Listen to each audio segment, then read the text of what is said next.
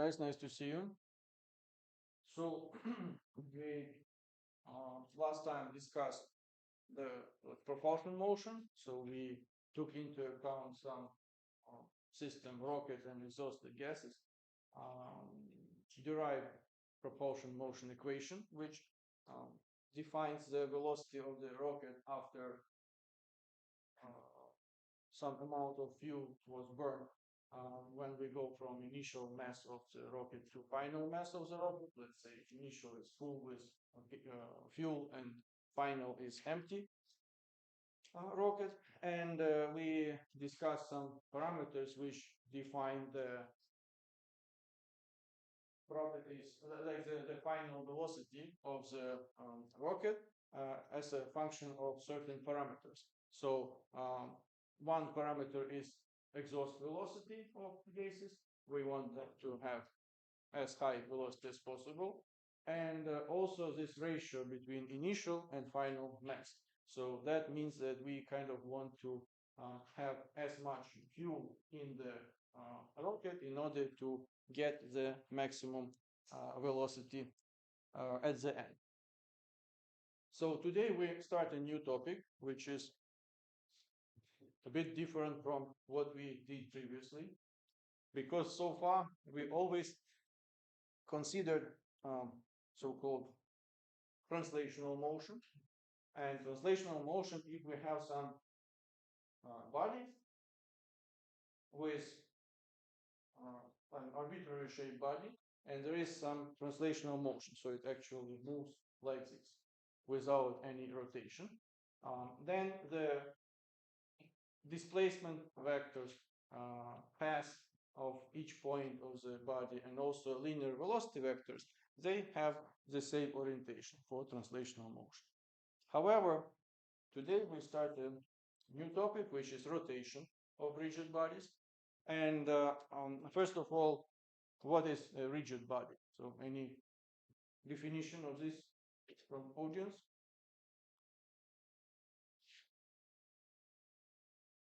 Rigid means that we do not experience any displacement of points of the body with respect to each other. No matter what happens, no matter how this body moves, translationally or rotationally, no matter which external forces are exerted on this body, if we imagine this body as a network of some points, then the relative orientation of these points to each other remains the same. So shape of the body does not change. That's in other words. So let us start with rotation. And first, before we proceed with rotational motion, makes sense to recall what is radian, because we kind of operate with radians quite often. So if we have some circular motion, let's say, we have radius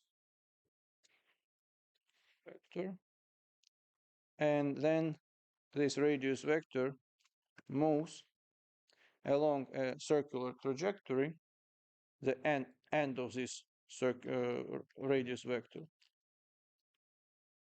It will draw some path with length s.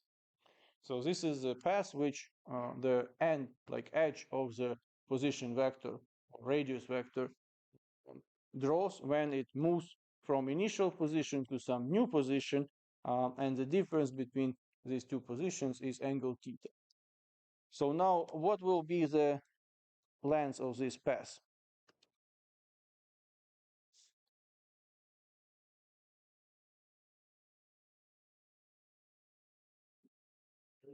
Radius multiplied to the angle. Radius multiplied to angle theta, if angle theta we measure in radians. So according to this definition, we can express that angle theta will be equal to s, length of this path, divided by radius. So now imagine that this radius vector performed a full circle. So actually this theta now is equal to 2p radians, or 360 degrees. So we can show it here easily that this will be indeed 2 pi radians, because what will be the path now? It will be circumference of the circle. So that will be 2 pi times radius. And here in the denominator, we also have radius. We cancel this out. We end up with 2 pi radians. So that is the total angle, which corresponds to 360 degrees. So that is important because we, in the scope of this rotational motion, obviously will operate with angles in radians. So now let us consider some arbitrary shape rigid body. And it will rotate about some axis which goes through point O with some angular velocity. So how do we define now the average angular velocity? So again, we can pick up some point P here, some random point on this body, and with respect to horizontal, we can show that this is defined orientation of this radius r is defined by angle theta. So obviously, since we deal with the rigid body, here it's important to underline that angular velocity will be the same to any point of this body, because regardless of what is happening with this body, position of points remains with respect to each other constant, and that's why we can claim that any point of this body and the body as the whole will rotate about this axis which goes through point O with the same angular velocity. So how do we define average angular velocity? That will be theta final minus theta initial over t final minus t initial. That is delta theta over delta t. So now, obviously, we want to deal with instantaneous values of angular velocity, and we consider it as a limit delta t approaches to 0. And here we will have delta theta over delta t. That is first derivative of angle theta over time. So that is the definition of angular velocity. In this case, for angular velocity, angular acceleration, we deal with so far only magnitudes. Orientation of these vectors we will introduce a bit later when we discuss more about this rotational motion. So obviously, if there is some angular velocity, we need to operate also with angular acceleration. Angular acceleration, let us mark it as a tau. That will be limit delta t approaches to 0, delta omega over delta t, and that is first derivative of angular velocity over time, or second derivative of angle theta over time. So now, if you look at these definitions of angular velocity and instantaneous values of angular velocity and angular acceleration, you can see that they have very much similarities with definitions of linear velocity and linear acceleration. So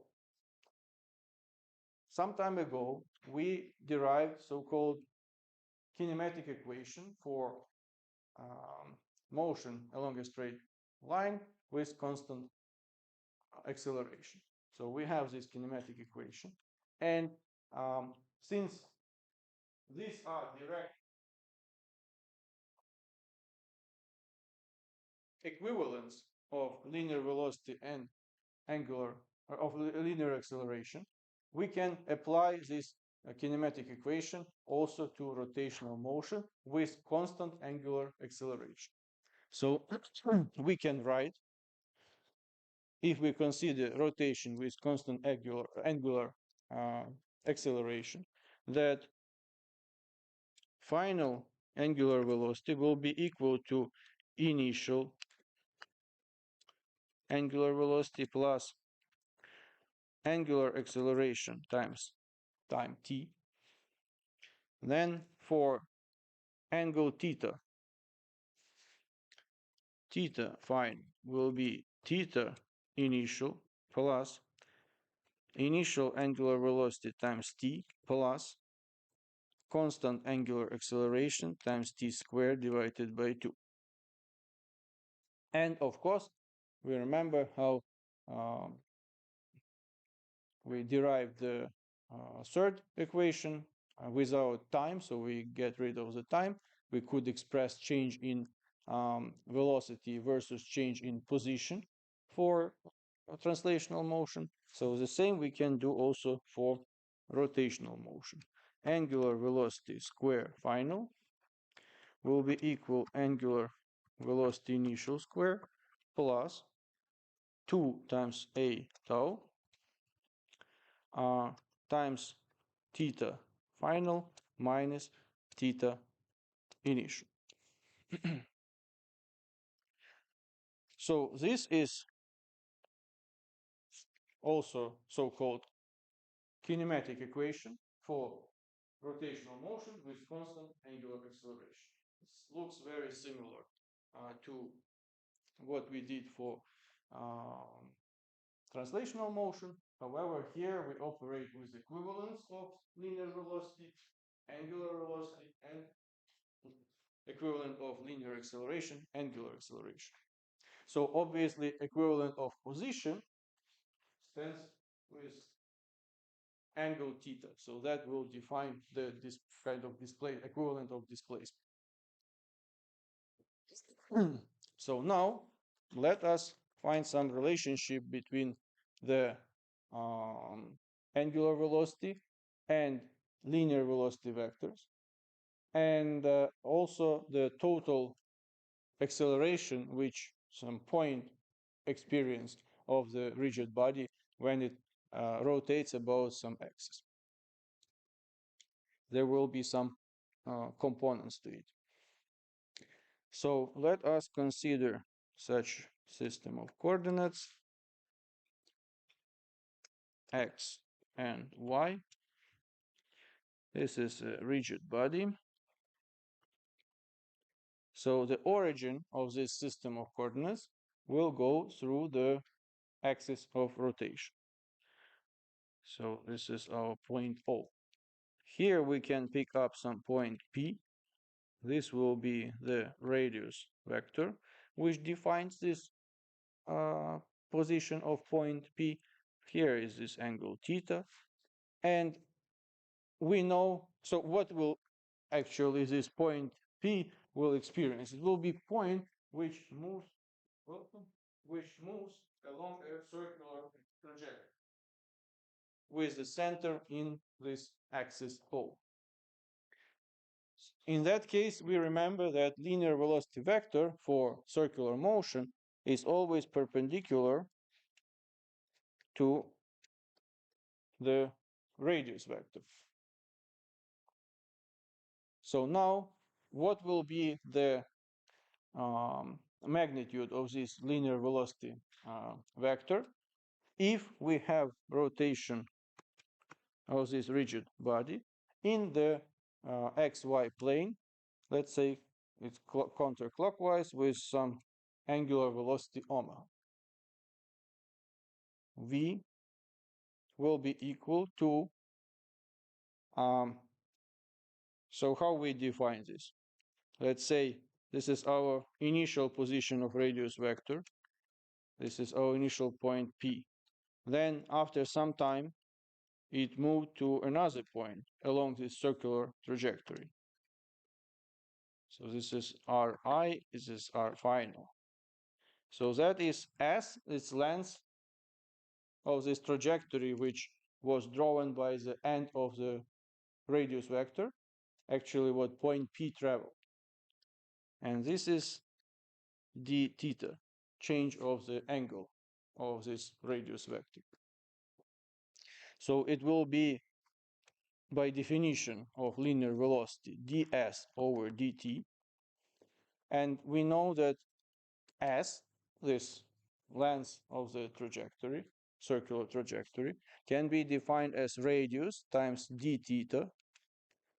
So radius times this angle over dt. And this is equal to radius times omega. So radius times angular velocity gives us linear velocity of some point which we pick up on this body. Now, let us assume that omega is constant, so it doesn't change with time. In this case, linear velocity vector will be a function of radius vector. And that means it will be a function of magnitude of radius vector and its position, this angle theta. So what does it mean? For any point of this rigid body, we will have its position like vector or radius vector with respect to the axis of rotation. So that means that if we want to find on this rigid body any at least 2 points which will possess the same linear velocity vector, I mean in magnitude and orientation, it will not be possible. So every point of this rigid body will possess its unique velocity vector because it will be different either by magnitude or orientation or both. So taking this into account, it is quite not efficient approach to describe rotational motion of a rigid body with the concept of linear velocity, because every point will possess its own linear velocity vector and it will always change in orientation for every point as it rotates. So it will be a very challenging task. So we want to introduce some vector, a single vector, which will describe the rotational motion of body as a whole body and each point of this body individually. So that is angular velocity vector. And we will now introduce the total acceleration of the point and then come back to this definition of orientation of angular velocity vector. Just now, need to understand that linear velocity vector is really not a good approach for rotation, describing the rotational motion of a rigid body. So now let us see what we get for acceleration. So we can call this tangential acceleration, which will be change of linear velocity vector over time, dv over dt. That we know that v is defined as r times omega. So if we consider this specific point P, the radius magnitude of the radius vector will be constant. We can put it here. And here will be just derivative of angular velocity vector. So that will be equal to radius times angular acceleration. So that will be tangential acceleration, like in the direction of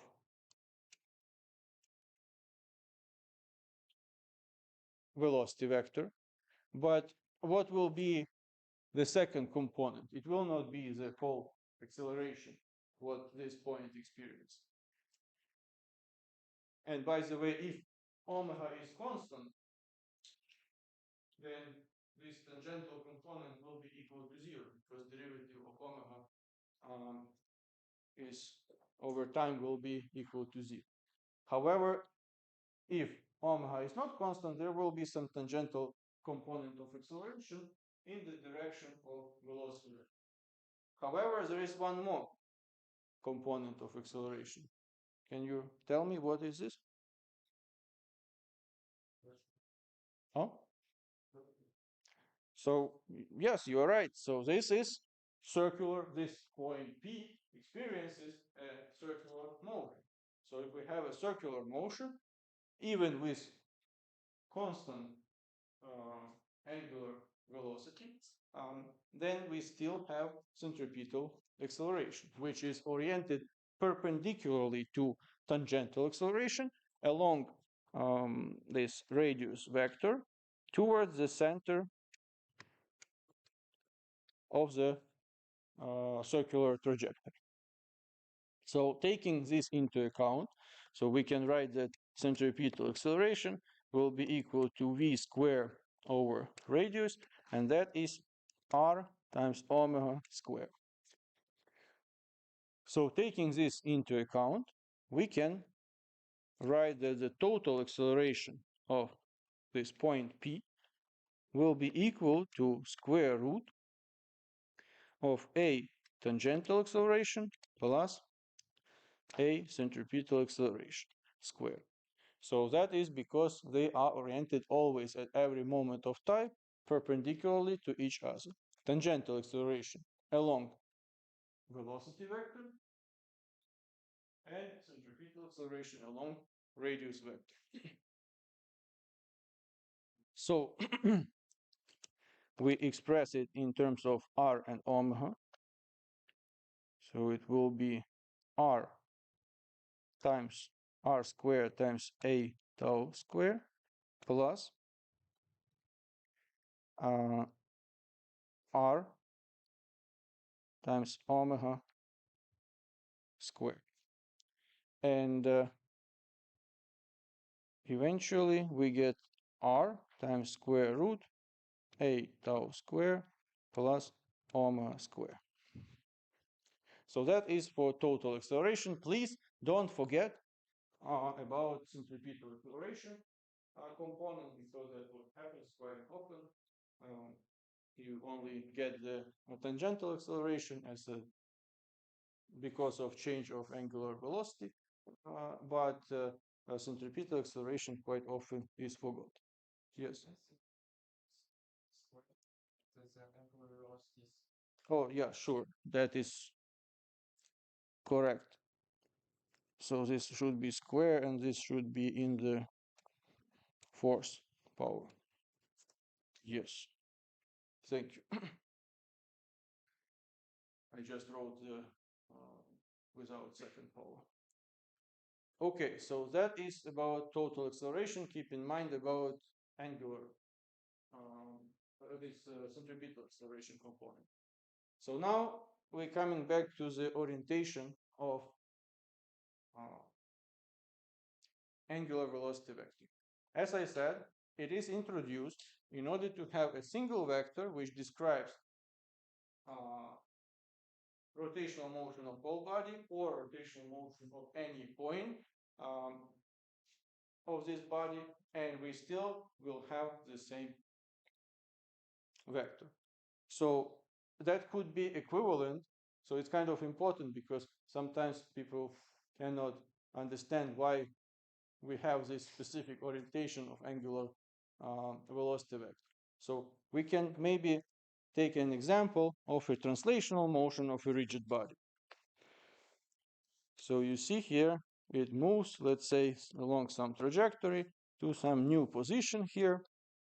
And at every moment of time, we can describe any point of this translational motion of this body along this translational motion with the same velocity vector, because they will be always the same direction and the same magnitude. So we either deal with the whole body, some center of mass of this body, or with individual points, we still have the same vector, linear velocity vector, which describes whole translational motion. That is not the case for rotational motion because, as we said, this linear velocity vector will be function of distance from the center from the axis of rotation and position with respect to this center. So that's why we introduce angular velocity vector, which is always perpendicular to the plane of rotation. So if we have some rigid body which rotates in this xy plane about axis which goes to point O, so it's kind of z axis. And okay, now we consider counterclockwise rotation. So according to the right hand rule, when we curve our fingers along the direction of rotation, then the right thumb of the right hand will show us the direction of the angular velocity vector. So in this particular case, it will be out of the plane of this screen. If we change the direction, so it rotates clockwise, so the same rule is applied. We curve our fingers along the rotation direction. Now it's clockwise. Then the thumb of the right hand will show the orientation of angular velocity vector.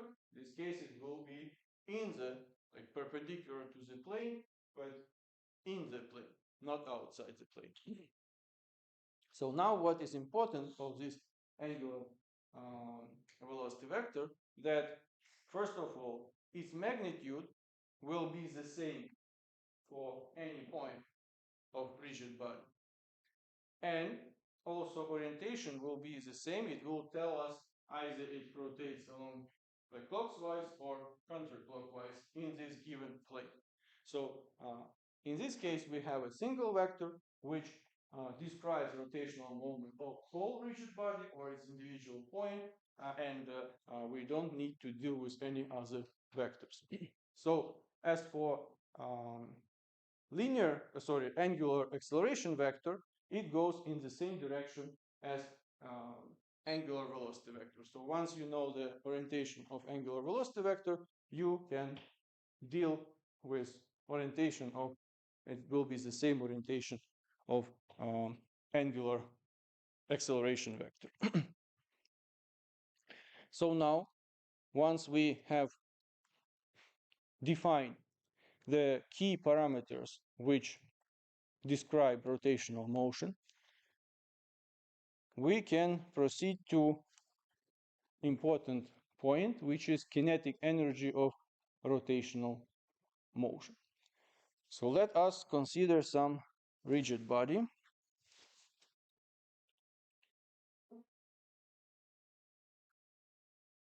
So here will be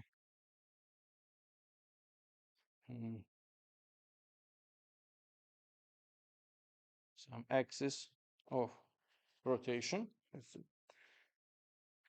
This will be the orientation of angular velocity vector, means that it rotates in this plane of the screen counterclockwise. Then we pick up some point, like small volume of this rigid body with mass mi. Here will be the radius Ri, which connects this small um, volume of the rigid body with the um, point where the axis crosses the rigid body. And this small volume will perform some circular motion since we have rotation of this rigid body about this axis. So obviously it will possess some linear velocity vector perpendicular to radius vector. And now we need to make a statement that regardless the fact that we don't have motion of this small volume in space as we experience with translational motion, so it moves from one position to another, here it just rotates about axis. Um, it also contributes to some kinetic energy of this rotational motion. So how would we define now the kinetic energy of this small volume? Kinetic energy of volume, like small volume I. It will be just definition of kinetic energy, which we have given before. It was mi times vi squared divided by 2. So that is kinetic energy of a given small volume of this body. However, we need to determine the whole energy, kinetic energy of this rotational motion. So then we can write that total kinetic energy will be equal to sum of kinetic energies of each small volume, and that is equal to sum of 1/2 mi times vi squared. So now what is vi? We can express it in terms of radius, like distance of the point with respect to axis of rotation, and angular velocity. So that will be r times omega. So now we substitute here, will be sum for all small volumes, 1/2 times mi times r square, ri square times omega square. So omega is the same for any point, so we don't need to specify that this is specific angular velocity of this specific small volume. And now, let us rewrite it in a bit different form. We can put here, factor out this coefficient 1/2. Here we have sum for all small volumes with mass mi times ri squared. And also we can take out this parenthesis omega squared because omega is the same for all points. So this equation we can rewrite in such a form. It will be 1/2 times I times omega squared. So this I is a new parameter which we introduce to describe rotational motion of rigid bodies, and that is moment of inertia, so-called moment of inertia. The units for moment of inertia is I is kilogram times meter square. So you can see it from here. Mass times distance, radius, square. So if we now compare this expression for kinetic energy of rotational motion of a rigid body with expression for kinetic energy of translational motion, we see that they look actually identical, just we operate here with equivalent of linear velocity with angular velocity, and instead of mass we have moment of inertia. So moment of of inertia is equivalent of mass in translational motion. Obviously, it's more complicated story because we had just mass, and here we need to take into account several factors. First of all, moment of inertia will be a function of the shape of rigid body and its density. So it will take into account what material is made of, and also if it's uniform density or there is some position dependent density. And also what is important to remember that it will be a function of position of axis of rotation. So if we have the same body, but we move axis of rotation in a new position, then we need to recalculate moment of inertia of this rigid body with respect to a new axis of rotation. So it will not be constant. It's not a feature of the body. It's always a function of the axis of rotation about which this rigid body is rotating. So that you should keep in mind. And now, since we introduced this concept of the rotational kinetic energy, we can consider such a case when we have some rigid body, for instance, this pen. So if it performs some translational motion, so it possesses some kinetic energy of translational motion, then we add rotational motion on top of this translational motion. So we cannot neglect this kinetic energy associated with this rotational motion. And if we want to know the total energy, we need to include also the height. So at every point of time, there will be some height of this body which performs translational and rotational motions simultaneously with respect to ground level.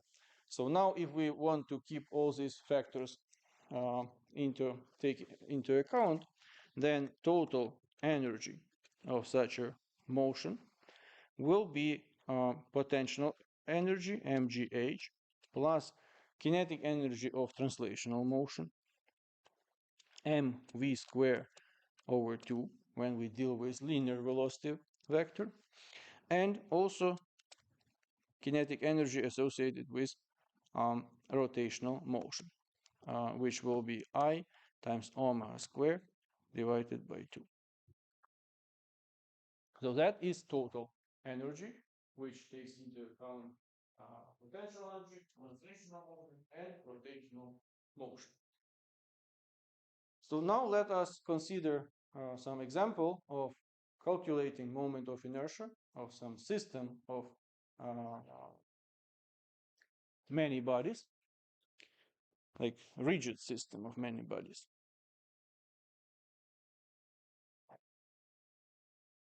So let us consider some axis x and y.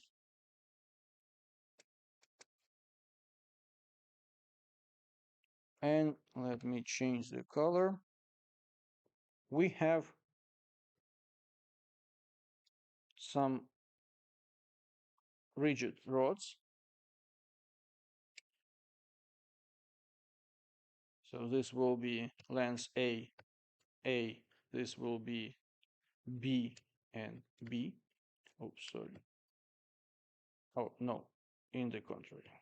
So this will be A and this A, and here we have B and B. So we use them only to provide rigidity to our system of many bodies. We don't consider their mass. We consider that these guys are massless. And they possess just some length. And at the end of these rods, we have fixed bodies with small mass m and some bigger bodies here with capital M mass.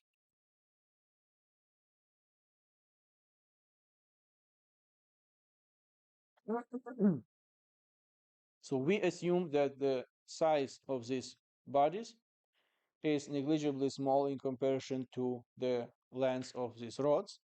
So that's important because we will need to take this into account when we calculate the moment of inertia. So now let us consider rotation about axis y of this system. And since the linear size of these bodies is negligible with respect to the length of the rods, we don't get any contribution of bodies, these small bodies, to the moment of inertia because their contribution will be negligibly small in comparison to contribution of masses with capital M. So how we get it? Moment of inertia with respect to axis y. So you need to specify axis because moment of inertia is a parameter which depends about which axis your body is rotating. Then it will be equal to sum for mi times ri square. And in this case, the distance will be this a with respect to axis y. So we will have capital M times a square plus contribution from the second body, capital M times a square. So eventually we get 2 times capital M a square. That will be the moment of inertia of this system of 4 bodies with respect to axis y. Similarly, if we consider rotation about axis x, so yx will be, we will neglect with contribution of capital M masses to the moment of inertia, and that will be 2 small m times b squared, because along x, now when we consider rotation about axis x, we need to consider this rods with length b. So if we change again axis of rotation and consider rotation about axis z, which we don't see here, it goes perpendicularly to x and y plane, then all of these bodies which form the system of rigid body will contribute to the moment of inertia. In that case, moment of inertia with respect to axis z will be given as m capital A square plus capital M A square plus small m b square plus small m b square. So eventually we will get 2 multiply capital M A square plus 2mb square. So if we want to get the kinetic energy of this rotational motion about axis z, then we remember that kinetic energy is moment of inertia times omega squared divided by 2. So that will be m times a square plus small m times b square times omega squared. 2 will be cancelled out. So that is the kinetic energy of this specific rotation about axis z. And obviously this is a very simple example which just gives you a feeling how to apply this equation to calculate the moment of inertia. And what is a bit more interesting is when we have a continuous body. So here we have just some system of individual bodies. That's why it's quite straightforward to calculate it. But in the case of a system of like some continuous rigid body, then we will consider it in more details next time during a lecture on Wednesday. So today, let us summarize what we introduced this kind of important topic of rotational motion of rigid bodies. We know that there is a single vector, angular velocity vector, which describes a rotation of a whole rigid body or any of individual points of rigid body. And that is very important because we cannot do this with linear velocity vector, because then every point of rigid body will have individual vector, and that will be a messy situation. So also we have angular velocity, angular acceleration vector with the same orientation as angular velocity vector. Equivalent of displacement is angle theta in this case when we operate with this kinematic equation. Obviously that rotational motion contributes to kinetic energy of rotational motion, and we have shown that kinetic energy of rotational motion will be defined as moment of inertia, a new parameter which we introduced, multiply omega squared divided by 2. So moment of inertia is a function of the shape of the body, its density distribution, and position, what is important, position of the rotation, axis of rotation. If we change position of axis of rotation, then moment of inertia also changes. Nevertheless, we deal with the same rigid body. Okay, with this, thank you very much for your attention, and see you next time on Wednesday.